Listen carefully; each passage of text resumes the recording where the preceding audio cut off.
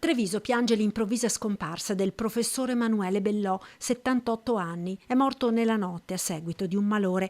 Già insegnante di lingue, Bellò era specializzato in dialettologia, cultura e storia locale. Da decenni autore del pronostico dello storico calendario Schieson Trevisano, Beppo Gobo da Casier, considerato il più antico calendario d'Europa, pubblicato dal 1716, e la sua passione per il territorio e la cultura popolare si è concretizzata in decine di pubblicazioni sulle tradizioni popolari venete e trevigiane, dal Panevin a San Martino alla storia dei cavalli razzapiave ai canti popolari e di vecchi mestieri.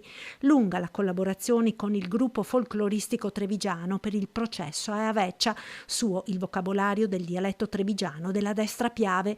Così descrisse nel 2015 alla presentazione dell'annuale edizione dello Schieson Trevisan il dialetto.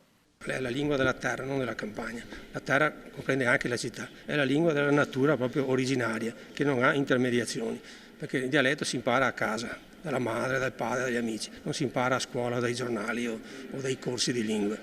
Emanuele Bellò lascia la moglie Marinella, la figlia ed il nipote. La data dei funerali non è ancora stata fissata.